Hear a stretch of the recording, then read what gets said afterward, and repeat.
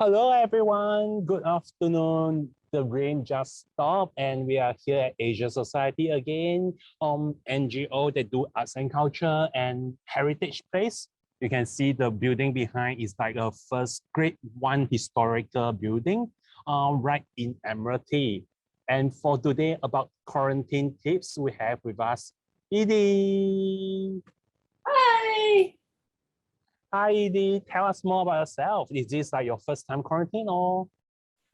Yes, I am a quarantine novice. I think that I have had a lot of friends who have done multiple quarantine stints, including yourself. But this is my first time, and I am at the Dorset Wan Chai. Today is day 5 of 21 days. 21 Going days. pretty well. Where are you coming back Yeah, from? I flew in from the US, so So you're supposed to be 7 days, then they changed the policy. Yeah, I think that I got caught out like a lot of people. I was originally going to go home to California for 3 weeks and come back on the 13th of August. I decided to stay an extra week. And then on the 16th of August, the government announced that the US was on the bad country list. Oh my God. So if you came back on your original plan, you'll be 7 days. Right. And then I did try to scramble like everybody else who was stuck to try to get back a little earlier. That morning, I woke up to a whole bunch of text messages from my friends telling me about the news. And I kind of was like, what news? What are you talking about? And then I realized that, yeah, I was going to get in trouble if I didn't leave right away. So I spent the morning trying to find flights and then get into Hong Kong on the 19th, right before the midnight deadline of the 20th. Except I couldn't change my hotel booking because it was all booked up. All I needed was a couple extra days on before the 22nd, but I couldn't, so I got stuck. So was it mentally stressful for you, or how do you handle it? I was really stressed out at first, and then I decided that I'd change my mindset and just sort of resign to the fact that I can stay at home. I am with my parents, and I have a place to live, and I have a car, and the weather's great, and I just could stay in California indefinitely. So after I sort of made that decision that I wasn't gonna panic anymore and worry about trying to get back to Hong Kong, I sort of calmed down a lot and really tried to enjoy the time that I had in California with my family. And that ended up being an extra 3 weeks. I think that's so important to be able to like count your blessing during this period of time. You can focus on like the things that like, oh, increased quarantine. You can focus on you can't get a flight back. You can focus on the hotel, but you focus on other things, you feel so much happier. And it's not that bad. You can spend longer time in California in the end. And you have some preparation for this quarantine, right? You ordered some items to be sent beforehand. Yeah, so I knew that I was probably going to do 7, maybe 14 days. So before I left, I had packed 2 IKEA bags with some supplies because I figured that I would want to eat my own food, my own snacks. So I had those prepared, but I didn't expect that it was going to end up being 3 weeks. So whatever you need prepared, you need times 2 now. Well, luckily I have a house sitter, a friend who's staying in my flat. So he brought extra stuff for me. Now I've also ordered a meal package from Etology, and it's one of these sort of very healthy meal plans where all your calories are counted and all the macros are figured out for you. So you don't have to think about your carbs, proteins, and fats. So I've never done this before, and I thought it'd be kind of good to have a sort of healthy, sort of balanced meals, vegetarian. I've called it my wellness boot camp. So this is my wellness boot camp.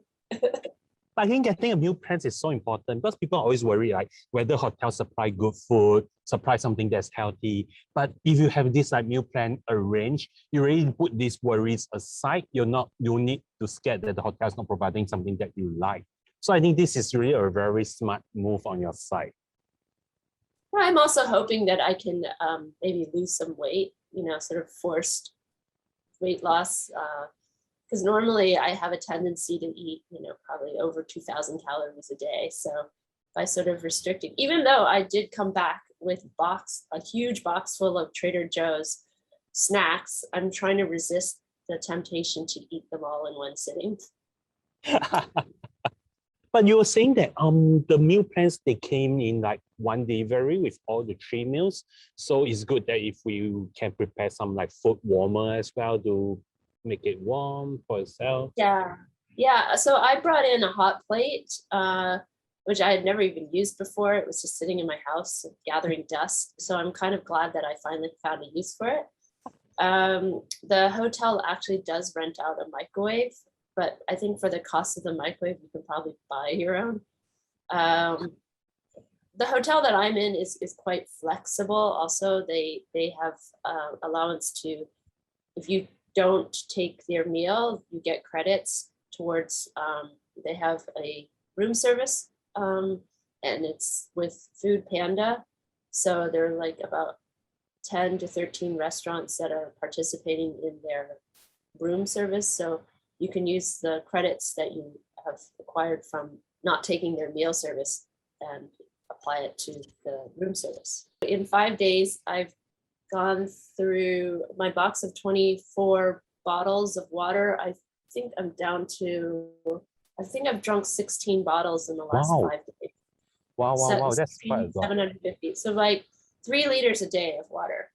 Wow, that's good. Good detox. I never even keep track of how much water I drink, but by having bottled waters, I just, I can physically see how many bottles I'm drinking. So keep track. Oh, so when government change a policy, how do you change your hotel stay? You face some problem as well, right? Because you can't get the rooms. Right. So I tried, because I was in California, trying to call the hotel directly was kind of hard because there are, like about 30 some hotels on the list of quarantine hotels. But to go through everyone and call them and find out when the dates are, that just take too long, and it's a long distance phone call.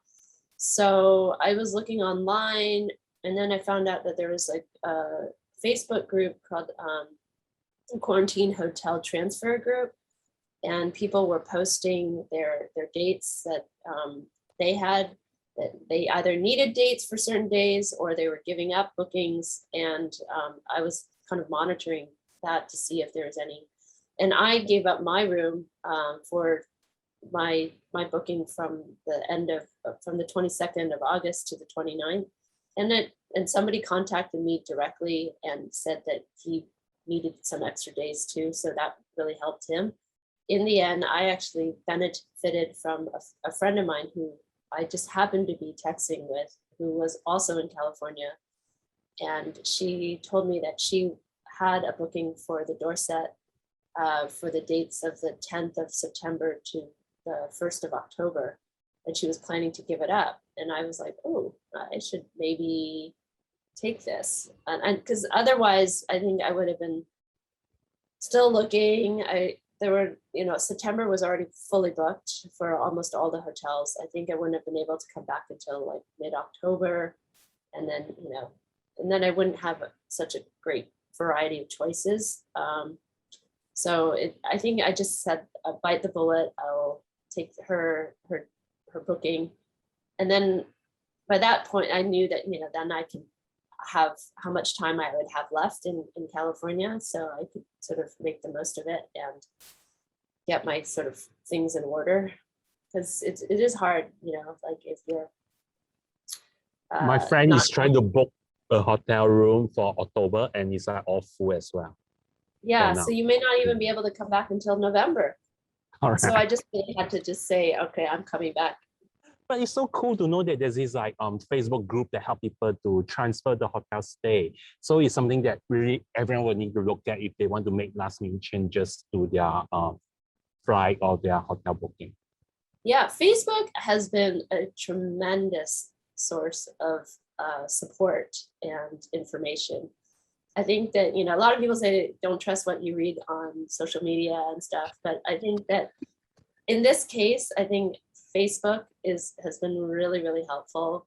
There's a couple of Facebook's like quarantine support groups, and they've been very, very helpful. Anytime you ask a question, there will be like 5 or 6 people answering your question, and they don't mind repeating it because it's everybody always has the same questions, but they don't just ignore you because, you know, like, where do you get your test done in the US or whatever country you're in? What forms do you need? All those sorts of information that people are sort of struggling to find, and, you know, having somebody who's gone through it is really, really helpful. Yeah, one story that I read was like the mother was like tested like positive in the airport, but the daughter was fine. So the mother need to go to the hospital, but the daughter was sent to Penny Bay. So in the end, the daughter was like in Penny Bay without any equipment. And then the mother posted something on the Facebook quarantine group, and there were people like sending food to her daughter in Penny Bay. I know, she was 7 years old. I mean, it's just so cruel and just inhumane. Right. But this shows that the people on the Facebook quarantine group are very, very nice people. They're really supporting each other in going through this like COVID and quarantine together. I think that there's really just sort of a bonding through this whole adversity. Even just in the bus ride or in the queue at the airport, getting in line to get on the bus, I was making friends with the people that were behind me. Thank you, Edie. Any more tips to share with us on how to prepare for quarantine? I think that you really need to reach out to your friends. I think your own sort of support group, they really help to keep your spirits up. Just driving by and waving at the building is helpful. I think that my first couple of days, my several friends just drove by. I think also picking the hotel that you're in, pick it. I would say pick one in a convenient location. So I'm in Wan Chai, and it makes it really helpful that a lot of my friends are nearby and it's convenient. I think it also helps that you do some workouts to sort of keep active. I did a PT session yesterday and one today with my trainer online, and it was also quite nice to have that sort of routine. Wake up and get on Zoom and work out. Also, I started a meditation course just online. I found one called Insight Timer, and it's free, and you can just join and find a very, you know, any kind of meditation and relaxation, or if you want sort of spiritual, they also have that too. So that was kind of fun, getting up in the morning and doing that. So this is really my wellness boot camp. You can also watch some on our Facebook and YouTube of the Asian Society as well. Okay, thank you, Edie. Maybe we can catch up with you on the 18th day or 19th day and see what other tips you have for us after that. Oh yeah, I definitely will probably have some more later as I learn and go through this whole journey. Yeah, so we'll catch up with you like maybe 12 days, 13 days later then. Yeah, I might not look this cute and perky. I might be like... You'll be a bit skinnier because you have slimmed down from the wellness. Oh yeah, maybe we'll see. Thank you. See you soon. Bye. Bye.